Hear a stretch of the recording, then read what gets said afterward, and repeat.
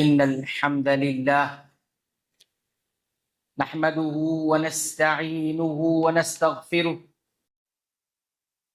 ونعوذ بالله من شرور أنفسنا ومن سيئات أعمالنا من يهده الله فلا مضل له ومن يضلل فلا هادي له وأشهد أن لا إله إلا الله وحده لا شريك له وأشهد أن محمدا عبده ورسوله يا أيها الذين آمنوا اتقوا الله حق تقاته ولا تموتن إلا وأنتم مسلمون يا أيها الناس اتقوا ربكم الذي خلقكم من نفس واحدة وخلق منها زوجها وبث منهما رجالا كثيرا ونساء واتقوا الله الذي تساءلون به والأرحام إن الله كان عليكم رقيبا يا أيها الذين آمنوا اتقوا الله وقولوا قولا سديدا يصلح لكم أعمالكم ويغفر لكم ذنوبكم ومن يطع الله ورسوله فقد فاز فوزا عظيما أما بعد فإن أصدق الحديث كتاب الله وخير الهدى هدى محمد صلى الله عليه وسلم وشر الأمور محدثاتها وكل محدثة بدعة وكل بدعة ضلالة وكل ضلالة في النار. قال الله تبارك وتعالى في كلامه المجيد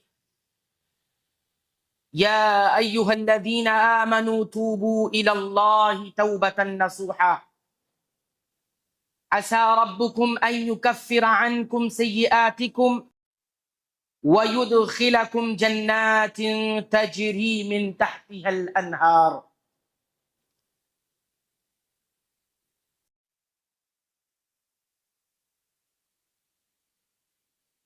ہر قسم کی حمد و ثنا، کبریائی، بڑائی اس اللہ کے لیے ہے جو اکیلا تنہا ساری عبادتوں کا حقیقی حقدار ہے، جو اکیلا تنہا ساری کائنات کا پیدا کرنے والا، اس کا مالک اور اکیلا تنہا اسے چلانے والا، جو بڑا مہربان نہایت رحم والا ہے، جو بدلے کے دن کا مالک ہے۔ بعدہ درود و سلام ہو، رحمتیں، برکتیں، سلامتیاں ہوں اللہ تعالیٰ کے انسانوں کے لیے بھیجے ہوئے تمام انبیاء اور رسل پر، خصوصاً میرے اور آپ کے اور ساری کائنات کی طرف رسول بنا کر بھیجے گئے شافع المذنبین رحمت للعالمین جناب محمد مصطفیٰ صلی اللہ علیہ وسلم پر اللہم صلی علی محمد۔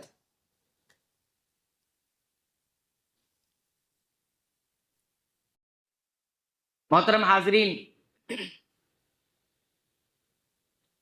ایک ایمان والے کی پوری زندگی، اس کا اٹھنا، اس کا بیٹھنا، اس کا چلنا، اس کا پھرنا، اس کے مقاصد، اس کی زندگی میں اٹھنے والے ہر قدم، ساری کی ساری چیزیں اللہ رب العالمین پر ایمان سے وابستہ ہوتی۔ اس کا کوئی قدم، اس کی کوئی حرکت اور اس کی زبان، اس کا دل، سارا کا سارا اللہ رب العالمین پر ایمان کی بنیاد پر کام کرتا ہے۔ لہذا اللہ رب العالمین کی بے شمار صفات میں اور اس کے ناموں میں سے ایک نام یا ایک صفت ہے التواب، کہ اللہ تعالی توبہ کی توفیق دینے والا ہے اور توبہ قبول کرنے والا ہے۔ اسی طرح اللہ رب العالمین کی صفات میں سے ایک صفت ہے غافر الذنوب، گناہوں کو معاف کرنے والا۔ لہذا اسی صفت اور اسی نام کے حوالے سے ایک مومن کی زندگی میں بھی توبہ جیسی عبادت ہونی چاہیے، اور گناہوں کی معافی کے لیے اسے مستغفر یعنی استغفار کرنے والا ہونا چاہیے۔ آج انشاءاللہ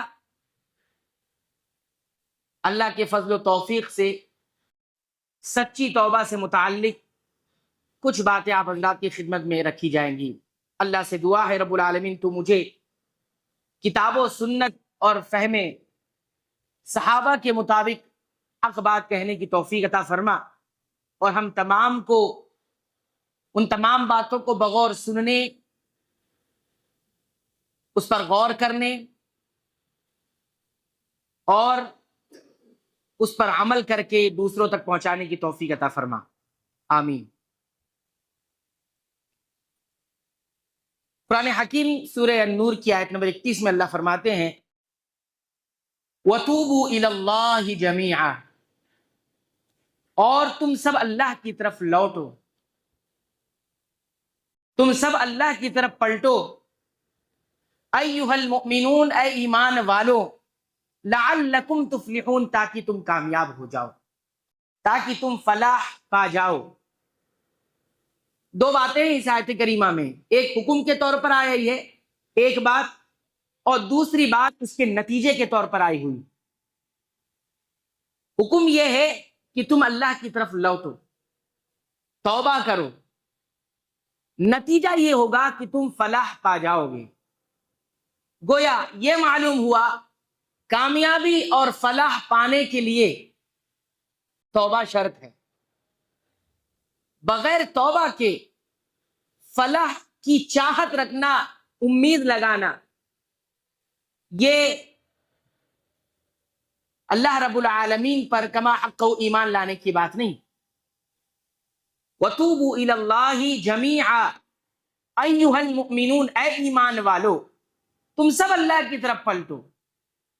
تو لوٹنا اور پلٹنا اس کو توبہ کہا جاتا ہے، اور فلاح و کامیابی کو اسی توبہ سے جوڑ دیا ہے۔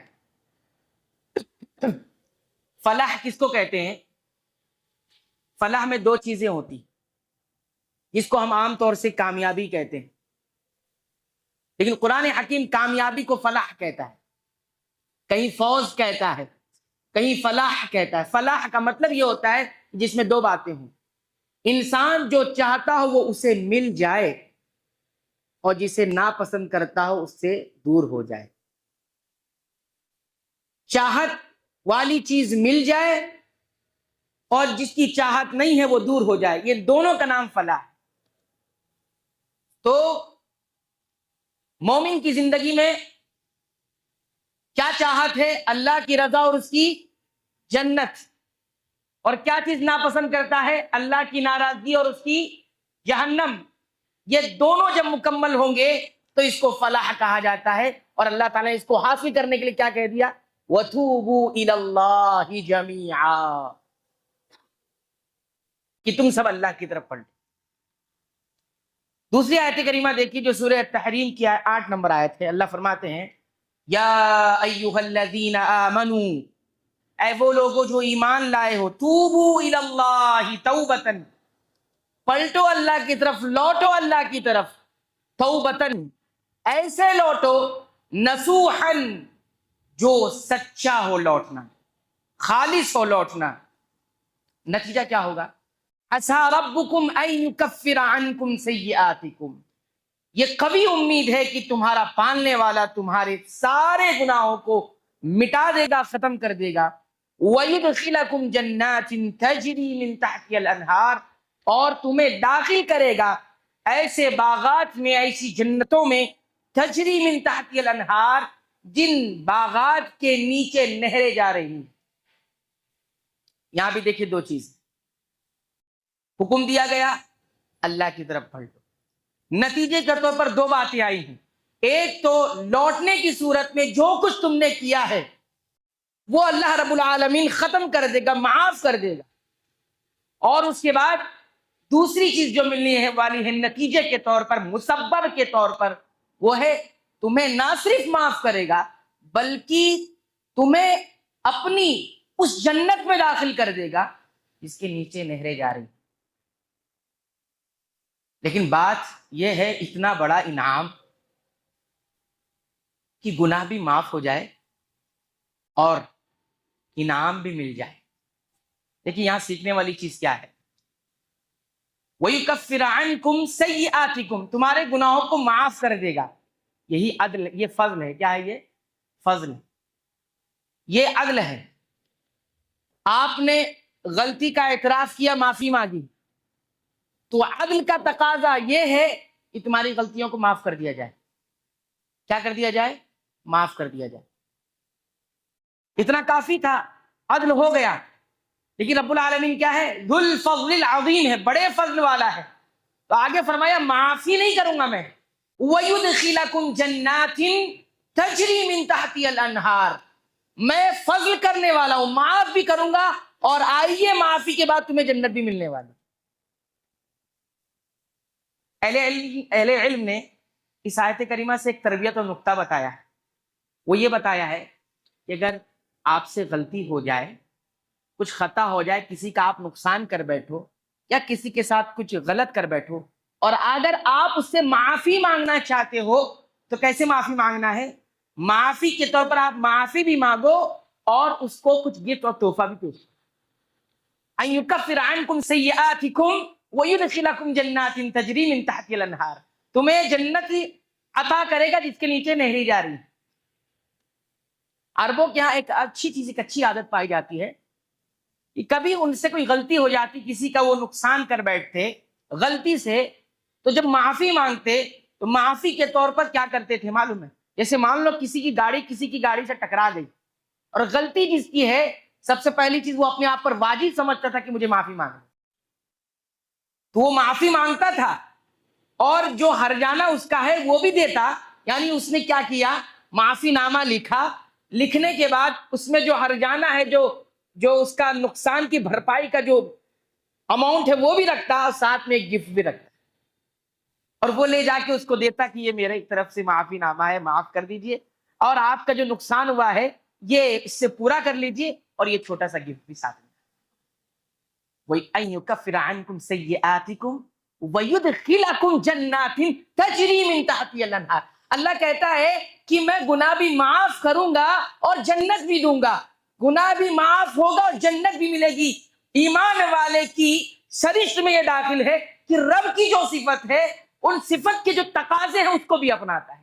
تو وَيُدْخِلَكُمْ جَنَّاتٍ تَجْرِي مِن تَحْتِهَا الْأَنْهَارُ کی جنت تمہیں دے گا. یہ ایز اے گفٹ ہے، ایز اے فضل ہے، یہ فضل ہے اللہ. ورنہ یہاں معافی ہو جائے تو بڑی بات ہے. ہم اور آپ کیسے معاف کرتے؟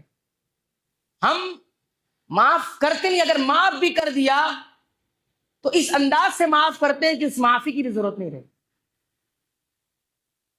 معاف کر دیا ٹھیک ہے، سزا نہیں دیا، لیکن سماج میں اتنا بول دیتے ہیں کہ اس معافی کا کوئی مطلب نہیں رہ جاتا. ملامت کرتے کرتے اس معافی کا روح ہی ختم کر دیا. بہرحال کہنے کا مقصود یہ ہے کہ اللہ تعالیٰ نے توبہ کی صورت میں جو نتیجہ رکھا ہے وہ گناہوں کی معافی بھی ہے اور جنت بھی ہے. ایک چیز دور ہوگی، ایک چیز حاصل ہوگی. اسی کو کامیابی کہا جاتا ہے. ایک چیز دور ہونا اور ایک چیز حاصل ہو جانا. اب دیکھیے ہمارا موضوع کیا ہے کہ اللہ تعالیٰ نے صرف توبہ نہیں کہا. اللہ تعالیٰ نے کہا توبوا الی اللہ توبۃ، تم لوٹ کر آؤ. توبہ مطلب لوٹنا، الرجوع. لیکن توبہ کی ایک کوالٹی رکھی ہے، نصوح ہونا چاہیے. اس کا عام طور سے ترجمہ کرتے ہیں لوگ سچی توبہ، نصوح. اگر آج کے دور کے حساب سے میں سمجھاؤں کہ انسان جو ہوتا ہے جس طرح کا مزاج رکھتا ہے اس طرح کی چیزیں حاصل کرتا ہے اور اس طرح کی چیزوں کی تمنا رکھتا ہے کہ جیسا میرا مزاج ہے، اگر اس کا مزاج ایسا ہے کہ میرے پاس ہائی کوالٹی کی چیز ہونی چاہیے، ایک چیز سے کام اس کا پورا ہو جاتا ہے، لیکن مزاج میں کیا ہے کہ وہ چیز ہائی کوالٹی کی ہونا چاہیے، تو اس اعتبار سے وہ کام کرتا ہے۔ اللہ تعالیٰ نے کہا کہ تمہارا لوٹنا مطلوب نہیں ہے، توبہ مطلوب نہیں ہے، توبہ کی ایک صفت، ایک کوالٹی وہ ہے نسوح ہونا چاہیے، وہ توبہ جتنا ہائی کوالٹی کا ہوگا انعام اسی اعتبار سے ہوگا۔ تو توبۃ نصوحا عسى ربکم ان یکفر عنکم سیئاتکم ویدخلکم جنات تجری من تحتها، گناہ کی معافی بھی ہے، تمہیں معاف بھی کیا جائے گا، گناہ مٹائے بھی جائیں گے، اور ساتھ ہی ساتھ تمہیں جنت بھی لی جائے گی۔ یہ آسان چیز ہے؟ یہ آسان ہے؟ اتنا بڑا انعام مل جانا آسان ہے؟ نہیں، نصوح ہونا چاہیے اس توبہ کے اندر۔ تو توبہ کو اللہ رب العالمین نے ایک صفت سے جوڑا ہے، ایک کوالٹی سے جوڑا ہے، وہ کیا ہے؟ نصوح۔ اب ہم نصوح کو سمجھیں گے تاکہ ہمارا موضوع پورا ہو جائے۔ نصوح کس کو کہتے ہیں؟ یہ نصوح کا جو لفظ بنا ہوا ہے عربی لغت میں، ڈکشنری میں آپ جا کے دیکھیں گے، نون صاد ہا، 3 حرف سے مل کر بنا ہوا ہے، نون صاد ہا۔ یہ کس لیے استعمال ہوتا ہے؟ کہتے ہیں نصح کا لفظ جو استعمال ہوتا تھا عرب میں، وہ دو چیزوں کو ملا کر جوڑ دینا، دو چیزوں کو ملا کر جوڑ دینا، دو چیزوں کو ملا کر اس کی اصلاح کرنے کو وہ کیا کہتے تھے؟ النصح۔ ایک معنی تو یہ ہے اس کا، اسی لیے قمیص منصوح کہا جاتا تھا۔ قمیص منصوح کا مطلب ہوتا ہے ایسی قمیص جس کو کپڑوں سے جوڑ کر سل دیا گیا ہو، بنایا گیا، قمیص منصوح۔ تو یہ دوسرا معنی ہے۔ تیسرا معنی نصوح کا کیا تھا؟ وہ یہ تھا کہ جو شہد ہوتا ہے، شہد جب وہ خالص ہوتا، اس میں کسی قسم کی کوئی ملاوٹ نہیں ہوتی، تو کہتے تھے ناصح العسل، خالص شہد ہے یہ، خالص شہد ہے یہ، اس میں کسی قسم کی کوئی ملاوٹ نہیں ہے، بالکل اصلی شہد ہے، وہ ناصح العسل کہا جاتا ہے۔ ایک تیسرا معنی ہے، وہ سن لیے آپ، نصوح کے معنی میں آتا ہے جو، وہ یہ ہے، نصوح عرب جب کہتے تھے، سونا ایک دھات ہے نا، قیمتی دھات، سونے کو تپایا جاتا ہے، اس کی صفائی کی جاتی ہے، تو صفائی کرنے میں جب کھرا اور کھوٹا الگ ہو جاتا ہے، اس دھات کی گندگی الگ ہو جاتی ہے اور سونا نکھر کر الگ ہو جاتا ہے، اس پورے پروسیس کو، اس پورے عمل کو عرب کہتے تھے نصح الذهب، سونا خالص ہے، سونا کیا ہے؟ خالص ہے، پیور ہے۔ تو اللہ تعالیٰ اسی لفظ کو کس کے لیے استعمال کیا؟ توبہ کے لیے استعمال کیا ہے۔ یا ایھا الذین آمنوا توبوا الی اللہ توبۃ، لوٹو، لیکن ہر لوٹنا نہیں مطلوب ہے، ہر لوٹنا ہم نہیں چاہتے، ہم چاہتے ہیں توبۃ نصوحا، ایسا لوٹو جو ملاوٹ سے پاک ہو، خالص ہو، سچا۔ معنی یہ ہے، سمجھنا یہ ہے کہ وہ کون سی چیزیں ہیں کہ جس کو اپنا کر انسان اپنی توبہ کو خالص توبہ بنا سکتا ہے، سچی توبہ بنا سکتا ہے۔ تو آج اس پر ہم ذکر کریں گے۔ حضرت عبداللہ ابن عباس رضی اللہ عنہ کہتے ہیں توبۃ نصوحہ کے بارے میں کہ سچی خالص توبہ یہ ہوتی ہے کہ توبہ کرنے والا جس گناہ سے توبہ کیا ہے، جس نافرمانی سے توبہ کیا ہے، اس نافرمانی کی طرف کبھی بھی نہیں لوٹے، کبھی نہیں جائے، کیونکہ لوٹ رہا ہے نا، لوٹنے کا مطلب ایک جگہ آپ نہیں تھے اور وہاں سے کہیں اور چلے گئے ہیں، اب وہاں سے آپ کو اسی جگہ پر آنا ہے۔ اللہ کی نافرمانی کی طرف چلے گئے تھے، لوٹو، اب فرما برداری کی طرف آ جاؤ۔ باطل کی طرف چلے گئے تھے، لوٹ کر حق کی طرف آ جاؤ۔ جھوٹ کی طرف چلے گئے تھے، لوٹ کر سچ کی طرف آ جاؤ۔ بری عادتوں کی طرف چلے گئے تھے، لوٹ کر اچھی عادتوں کی طرف آ جاؤ۔ نقصان کی طرف چلے گئے تھے، لوٹ کر فائدے کی طرف آ جاؤ۔ جہنم کی طرف تم چلے گئے تھے، لوٹ کر جنت کی طرف چلے آؤ۔ تم کہاں چلے گئے تھے؟ اللہ کی ناراضگی والی زندگی کی طرف چلے گئے تھے، لوٹ کر اللہ کی رضا والی زندگی کی طرف چلے آؤ۔ اس کو کہتے ہیں آپ اپنی اصل جگہ سے ہٹ کر کہیں اور چلے گئے، راہ بھٹک گئے تھے، گناہوں کی زندگی میں آ گئے تھے، وہاں سے نکل کر نیکیوں کی صاف شفاف زندگی میں آ جاؤ. یہ بہت بہترین موقع ہمیں ملنے والا ہے اس توبہ کرنے کے لیے. اگر جو چاہتا ہے توبہ کرنا، بہت بہترین موقع ہے، اس سے اچھا موقع نہیں ملے گا. ماہر نفسیات یہ کہتے ہیں کہ انسان کو ایک عادت چھوڑنے کے لیے 22 دن درکار ہوتے ہیں. 22 دن، 22 days اسے درکار ہوتے ہیں کسی بری عادت کو چھوڑنے کے لیے. ہمیں کتنے مل رہے ہیں؟ ہمیں کتنے مل رہے ہیں شریعت کی طرف سے؟ ہمیں 29 سے 30 دن، اس سے زیادہ مل رہے ہیں. ہم کو 22 سے زیادہ مل رہے ہیں. وَتُوبُوا إِلَى اللَّهِ تَوْبَةً نَصُوحًا. ایک اور بات، خاص بات ہے خالص سچی توبہ میں، توبۃ نصوح میں. یہ بات فرماتے ہیں حسن بصری رحمۃ اللہ علیہ، کہتے ہیں کہ ان تبغض الذنب کما احببتہ. سچی توبہ اس بات کو کہا جاتا ہے کہ تم جس گناہ سے توبہ کرو اس گناہ سے ایسے ہی نفرت کرو جیسے تم اس سے پہلے اس سے محبت کرتے تھے. اس گناہ سے محبت تھی تبھی تو گناہ کر رہے تھے. اب جب سچی توبہ میں تو اس کو اس طرح ناپسند کرو جیسے اس سے محبت کر رہے تھے. محبت میں جو شدت تھی اب نفرت میں وہ شدت آ جانی چاہیے. تو توبہ نام ہے شدت کا، اور رمضان نام ہے ایمان کی شدت کا. رمضان کس چیز کا نام ہے؟ ایمان کی شدت کا نام ہے. کہ رمضان کو رمضان اس لیے کہا جاتا ہے کہ وہ گرم ہوتا ہے. علماء نے یہ بات ذکر کی ہے رمضان کے نام سے تعلق سے کہ یہ اس کو رمضان اسی لیے کہا جاتا ہے کیونکہ یہ گناہوں کو گرم کر کے اور جلا کر ختم کر دیتا ہے. رمضان معنی ہی ہوتا ہے شدت، گرمی کی شدت، اسی سے رمضان ہے. تو جس طرح سے گناہوں سے محبت کی شدت کے ساتھ، اسی طرح گناہوں سے شدت کے ساتھ نفرت ہو جائے، اس کو کہتے ہیں سچی توبہ. آگے کہتے ہیں وَاسْتَغْفِرُ مِنْهُ إِذَا ذَكَرْتَهُ. کہتے ہیں جب جب وہ گناہ یاد آ جائے کبھی کسی موڑ پر، تب تب استغفار کرنے لگ جاؤ. تب کیا کرنے لگ جاؤ؟ استغفار کرنے لگ جاؤ اللہ سے، یہ کیا ہوا تھا مجھ سے. تو بار بار استغفار اس گناہ کی یاد سے، اور اسی طرح نفرت اس گناہ سے، یہ بات بتاتی ہے کہ اب انسان توبۃ نصوحہ کے درجے میں داخل ہو چکا ہے، اتر چکا ہے اس منزل میں. آئیے آگے چلتے ہیں. نبی کریم صلی اللہ علیہ وسلم کا حال کیا تھا، جو کہ ہمارے لیے اور ساری کائنات کے لیے، جن و انس کے لیے قدوہ ہے، رول ماڈل ہے، نمونہ ہے، جن کو دیکھ کر انسان عمل کر سکتا ہے. آپ نے فرمایا یا ایھا الناس، انسانوں، توبوا الی اللہ، اللہ کی طرف لوٹو، آؤ، واستغفروا، معافی مانگو، مغفرت طلب کرو. ٹھیک ہے، لیکن آپ نے فرمایا فَإِنِّي أَتُوبُ فِي الْيَوْمِ مِئَ مَرَّةٍ.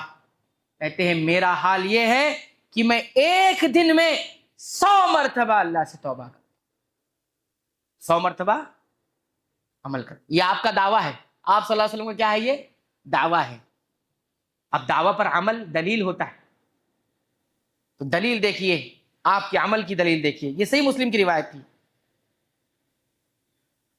صحابہ فرماتے ہیں کہ ہم سب جب آپ صلی اللہ علیہ وسلم کہیں بیٹھ جاتے اور بیٹھتے تو ہم آپ صلی اللہ علیہ وسلم کے توبہ کو اور استغفار کو گننا شروع کرتے تھے.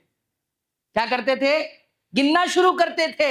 ایک دعوے کی دلیل کہتے ہیں آپ اٹھنے سے پہلے رب اغفر لی وتب علی انک انت التواب الرحیم، اے میرے رب تو مجھے معاف کر دے، میرے گناہ بخش دے اور میری توبہ قبول کر لے. بلا شبہ تو تواب ہے، توبہ قبول کرنے والا ہے اور رحم فرمانے والا ہے. اس کلمے کو آپ 100 مرتبہ اٹھنے سے پہلے پڑھ لیتے. اٹھنے سے پہلے پڑھ لیتے. ایک بیٹھک کی یہ بات ہو رہی ہے اور صحابہ اس کو گنا کرتے تھے. سوچئے وہ ہستی کیسی ہستی ہوگی، ذرا تصور لے، ایمانی تصور کیجئے وہ کیسی ہستی ہوگی، وہ کیسی ذات مبارکہ ہوگی کہ جس ذات مبارکہ کی ایک ایک حرکت کو صحابہ کرام اپنے سینے میں محفوظ کر لیتے. بڑے خوش نصیب آنکھیں تھی وہ جنہوں نے انہیں دیکھا تھا، لیکن ہم بھی بڑے خوش نصیب ہیں کہ دیکھے بغیر ایمان لائے۔ تو کہتے ہیں کہ آپ صلی اللہ علیہ وسلم کی کلمات کو گنا جاتا تھا کہ آپ کہہ رہے کیا ہے اور کتنا کہہ رہے ہیں۔ تو رب اغفر لی وتب علی انک انت التواب الرحیم، ایک بیٹھک میں، ایک مجلس میں اتنا پڑھے بغیر نہیں اٹھتے تھے۔ اور آگے فرماتے ہیں وما صلى قط بعد نزول سورة النصر الا قال في صلاته سبحانك اللهم ربنا وبحمدك اللهم اغفر لي۔ اے اللہ تو پاک ہے اور تو ہمارا رب ہے، تیری ہی تعریف ہے، تو مجھے معاف کر دے۔ آپ صلی اللہ علیہ وسلم کے بارے میں یہ بات کہتے ہیں صحابی کہ یہ کلمات آپ صلی اللہ علیہ وسلم سورہ نصر کی نزول کے بعد اپنی نماز میں ادا کرتے، یعنی رکوع اور سجدے میں۔ رکوع اور سجدے میں آپ صلی اللہ علیہ وسلم بھی یہ پڑھا کرتے تھے۔ آئیے اب دیکھتے ہیں کہ سچی توبہ کے اندر اور کون سی باتیں ہوں کہ جو سچی توبہ کہلائے گی۔ اہل علم نے 5 شرطوں کا ذکر کیا ہے۔ علماء نے کتاب و سنت کی نصوص اور دلائل سے 5 باتیں ایسی ہیں اگر کسی توبہ کے اندر وہ پائی جائے تو وہ سچی توبہ کہلائے گی، اور اس کو شرط قرار دیا۔ شرط کا مطلب یہ پوری ہوگی تو پورا ہوگا ورنہ پورا نہیں ہوگا۔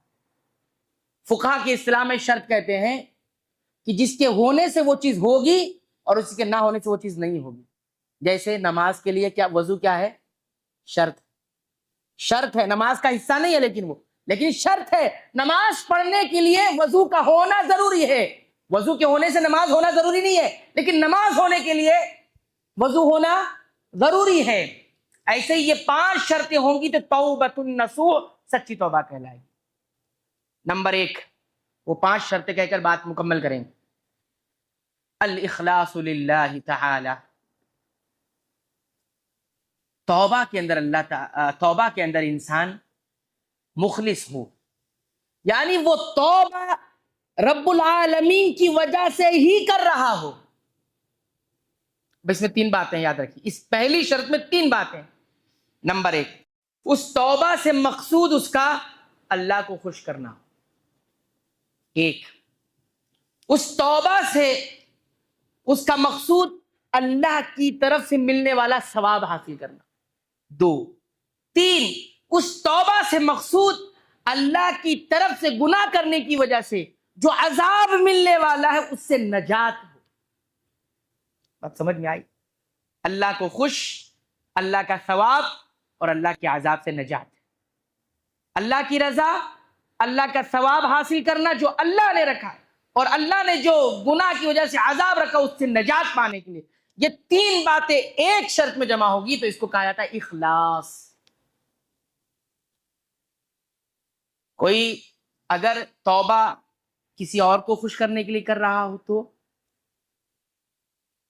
فلاں خوش ہو جائے، فلاں راضی ہو جائے، سماج ہم سے خوش ہو جائے، والدین ہم سے خوش ہو جائیں، کوئی اور ہم سے راضی ہو جائے، اس سے مطلب نہیں ہے کہ اللہ راضی ہوتا ہے کہ نہیں ہوتا ہے، یا کسی نے اس لیے توبہ کی ہے کہ اس توبہ کرنے سے مجھے کچھ حاصل ہو جائے گا، دنیا کا کوئی چیز حاصل ہو جائے گا۔ اس لیے عبادت کی 3 رکن ہیں، امید، محبت اور خوف، یہ تینوں اللہ کے ساتھ جڑی ہوئی۔ توبہ کرنا بھی ہے تو اللہ کی محبت میں، توبہ کرنا بھی ہے تو اللہ کے خوف سے، اور توبہ کرنا بھی ہے تو اللہ کے ثواب کی امید میں۔ یہ 3 رکن عبادت کا سب عبادت میں پایا جاتا ہے۔ اگر کسی اور ذات کو اللہ کے بالمقابل میں خوش کرنے کے لیے توبہ ہوگی تو وہ توبہ کی پہلی شرط، سچی توبہ کی پہلی شرط پوری نہیں ہوئی۔ یہ پہلی چیز ہو گئی۔ دوسری چیز، 5 چیزوں میں سے وہ یہ ہے کہ اس توبہ کے اندر ندامت ہو، شرمندگی ہو، یعنی گناہ پر انسان شرمندہ ہو کر توبہ کر رہا ہو، شرمندہ اور ندامت ہو کر وہ توبہ کر رہا ہو۔ ایسا نہیں ہو کہ اب گناہ کر ہی نہیں سکتا اس لیے نہیں کر رہا ہوں، ایسا نہیں ہے کہ گناہ کی طاقت اب رہ نہیں گئی اب میں توبہ کر رہا ہوں۔ بلکہ اندر کی جو دل کی کیفیت ہے وہ شرمندگی والی ہونی چاہیے۔ کیسے معلوم ہوگا؟ علماء کہتے ہیں اس طور پر کہ اس گناہ کے کرنے پر اسے حزن ہو۔ حزن کا مطلب کیا ہوتا ہے؟ غم ہو، اور ہمیشہ یہ تمنا کرتا رہے کاش میں یہ کیا نہ ہوتا۔ اس کو ندامت، یہ دو چیز پائی جائے گی تو کیا ہوگا؟ اس کو شرمندگی اور ندامت کہتے ہیں۔ جیسے عام طور سے زبان میں اس کو کیا کہتے ہیں؟ گلٹی فیل ہو رہا ہے مجھے۔ کیا فیل ہو رہا ہے؟ گلٹی فیل ہو رہا ہے، اسی کو ندامت کہتے ہیں۔ کیسی ندامت ہونی چاہیے؟ ایک واقعے سے میں آپ کو ذکر کرنا چاہتا ہوں۔ اللہ کے رسول صلی اللہ علیہ وسلم کے ایک صحابی ہیں، سعید بن عامر الجمحی، نام یاد رکھیے گا، سعید بن عامر الجمحی، جمح قبیلے کے تھے۔ حضرت عمر رضی اللہ تعالیٰ عنہ کی دور میں عمر رضی اللہ تعالیٰ عنہ نے انہیں حمص کا گورنر بنایا تھا۔ اب ندامت کیا ہوتی وہ آپ کو میں بتاتا ہوں کہ ندامت توبہ کے اندر کیا۔ سعید بن عامر یہ واقعہ بیان کرتے ہوئے کہتے ہیں کہ خبیب بن عدی جو رسول اکرم صلی اللہ علیہ وسلم کے ایک صحابی تھے، ان کو کفار قریش نے پکڑ لیا، اور پکڑنے کے بعد سب لے کر چلے ان کو بیڑیوں میں جکڑ کر، اور لے جا کر سولی پر چڑھا دیا، لٹکا دیا۔ اور لٹکانے کے بعد ان سے کئی ایک مطالبے کیے۔ ایک مطالبہ یہ کیا کہ اے خبیب، تم نجات پانا چاہتے ہو، اس سولی سے اترنا چاہتے ہو، ایک بات اپنی زبان سے کہو۔ کیا ہے وہ بات؟ یہ کہو کہ میں اپنے گھر، اپنے مال دولت میں آرام سے رہوں، اور میری جگہ محمد صلی اللہ علیہ وسلم اس جگہ پر ہوں۔ یہ کہہ دو، ہم چھوڑ دیں گے۔ خبیب بن عدی کا ایمان دیکھ کے، محبت رسول دیکھیے، کہتے ہیں تم نے بہت بڑا مطالبہ کیا ہے، بہت بڑی بات کہہ دی ہے۔ میں تو یہ بھی پسند نہیں کرتا کہ میں اپنے گھر میں آرام اور سکون سے بیٹھا رہوں، اور مجھے یہ معلوم پڑ جائے کہ محمد الرسول اللہ صلی اللہ علیہ وسلم کے مبارک پاؤں میں ایک کانٹا چبھ گیا ہو۔ میں اس کو پسند نہیں کرتا۔ تم نے بہت بڑی بات کی، ایک کانٹا میں چبھنا پسند نہیں کرتا، تم سولی پر چڑھنے کی بات کرتے۔ کہتے ہیں اتنا کہنے کے بعد جب انہوں نے انکار کیا تو لوگوں نے ان کے ہاتھوں کو کاٹا، اور اس وقت میں ایمان نہیں لایا تھا، میں اس بھیڑ کے اندر موجود تھا۔ سور من حیات الصحابہ کتاب پڑھیے، اس کے اندر یہ واقعہ نقل ہے۔ اور کہتے ہیں ان کا ہاتھ کاٹا گیا، پیر کاٹے گئے، اور جب کاٹ دیا گیا بھی جہاں باقی کی تھی، کہنے لگے اللہم اقتلہم عددا، فرمایا اللہ یہاں جتنے لوگ ہیں سب کو تو سب کا حساب رکھنا اور سب کو گن لینا۔ اب یہ کہتے ہیں میں اس بھیڑ میں موجود تھا اور میں کچھ کیا نہیں، لیکن بھیڑ میں موجود تھا۔ یہ کہتے ہوئے وہ دنیا سے چلے گئے، سب اپنے اپنے گھروں کو لوٹ آئے، میں بھی لوٹ آیا۔ اب ندامت میں بتانا چاہتا ہوں آپ کو، کہتے ہیں ان کی جو آواز تھی، جو انہوں نے سولی پر درد سہتے ہوئے کہے تھے، وہ الفاظ میرے کانوں میں بار بار گونجنے لگے۔ سوتا تو بھی گونجتے، اٹھتا تو بھی گونجتے، اتنا گونجے کہ اللہ نے میرے سینے کو ایمان کے لیے کھول دیا۔ ایک مومن کی موت بھی ایسی ہوتی ہے کہ جس سے دنیا کو فرق پڑتا ہے۔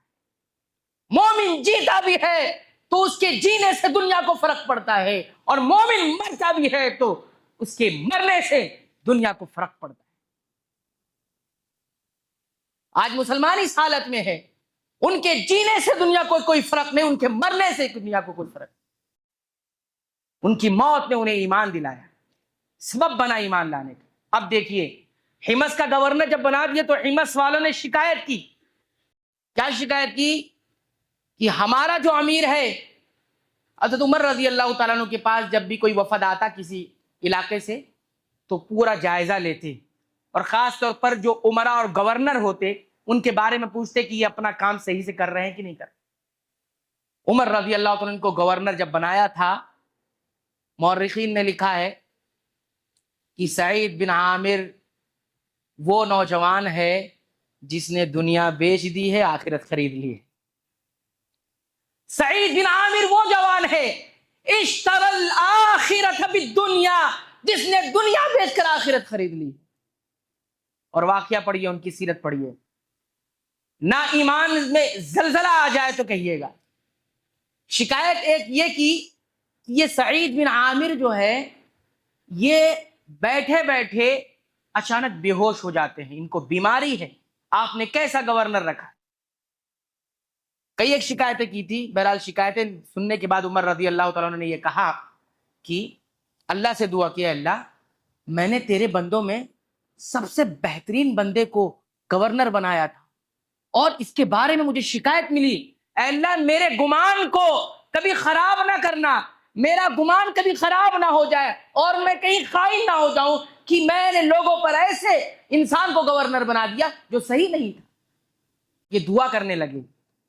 کہتے ہیں بلوایا گیا، سعید بن عامر آئے اور کہنے لگے یہ معاملہ میرا اور اللہ کا ہے، میں دنیا والوں کو بتانا نہیں چاہتا، لیکن چونکہ میرے خلاف عدالت لگی ہے تو آج سن لو، مجھے کوئی بیماری نہیں ہے، مجھے کوئی بیماری نہیں ہے کہ مجھے کوئی مرض ہو گیا اور میں بے ہوش ہوتا ہوں، یا مرگی کی بیماری ہو میں بے ہوش ہو جاتا ہوں، ایسا کچھ بھی نہیں ہے۔ بس بات یہ ہے کہ میں جب بھی خبیب بن عدی کو یاد کرتا ہوں اور اپنے اس عمل کو یاد کرتا ہوں کہ خبیب بن عدی کو کاٹا جا رہا تھا، میں بھی وہاں موجود تھا کچھ کیا نہیں ان کے لیے، اور اس گناہ پر مجھے اتنی شرمندگی ہے، اتنی ندامت ہے کہ میرے ہوش برابر نہیں رہتے، میں اپنے ہوش کھو بیٹھتا ہوں، بے ہوش ہو جاتا ہوں کہ اللہ اس ایک عمل پر کہیں میری پکڑ نہ کر لے۔ اور صاحب ایمان ہے،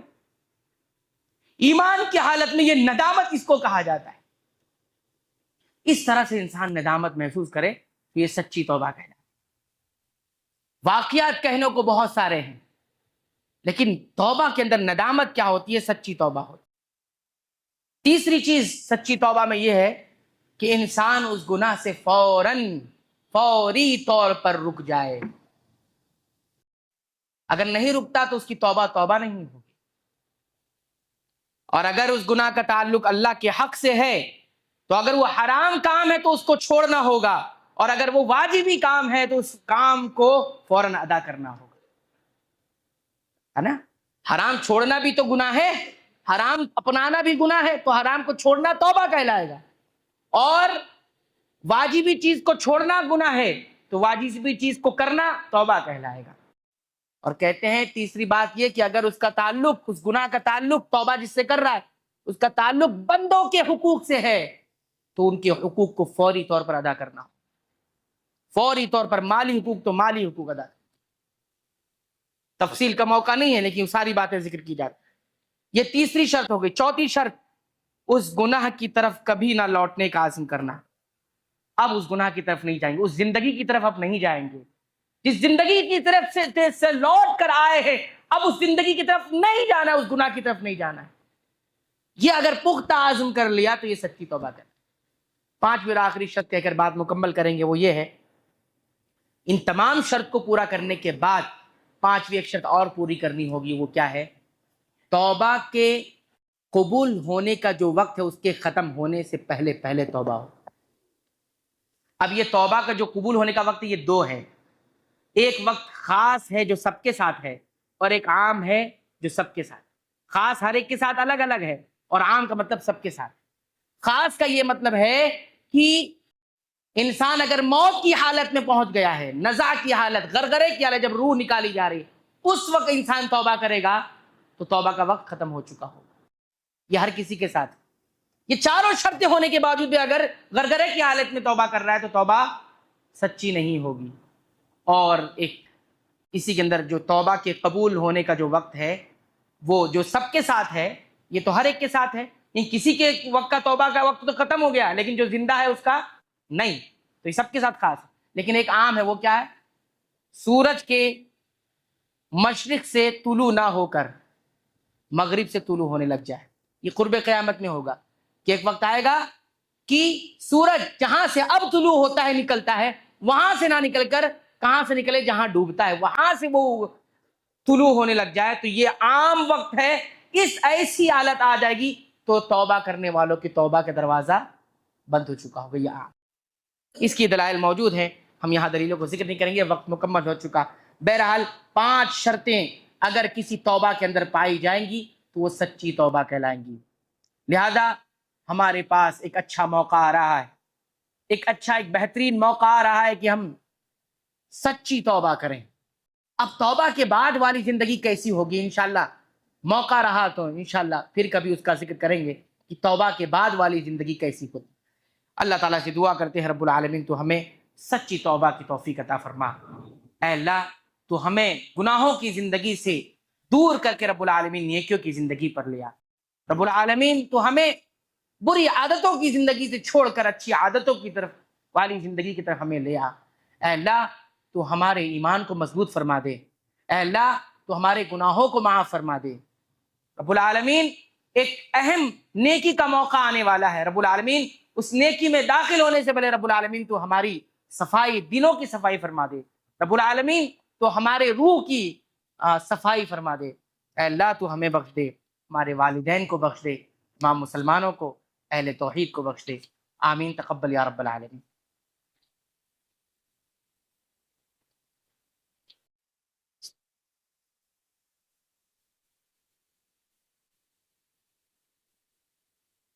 إن الحمد لله نحمده ونستعينه ونستغفره ونعوذ بالله من شرور أنفسنا ومن سيئات أعمالنا، من يهده الله فلا مضل له ومن يضلل فلا هادي له، وأشهد أن لا إله إلا الله وحده لا شريك له، وأشهد أن محمدا عبده ورسوله۔ يا أيها الذين آمنوا اتقوا الله حق تقاته ولا تموتن إلا وأنتم مسلمون۔ يا أيها الناس اتقوا ربكم الذي خلقكم من نفس واحدة وخلق منها زوجها وبث منهما رجالا كثيرا ونساء، واتقوا الله الذي تساءلون به والأرحام إن الله كان عليكم رقيبا۔ يا أيها الذين آمنوا اتقوا الله وقولوا قولا سديدا يصلح لكم أعمالكم ويغفر لكم ذنوبكم، ومن يطع الله ورسوله فقد فاز فوزا عظيما۔ أما بعد فإن أصدق الحديث كتاب الله، وخير الهدى هدى محمد صلى الله عليه وسلم، وشر الأمور محدثاتها، وكل محدثة بدعة، وكل بدعة ضلالة، وكل ضلالة في النار۔ إن الله يأمر بالعدل والإحسان وإيتاء ذي القربى وينهى عن الفحشاء والمنكر والبغي يعظكم لعلكم تذكرون۔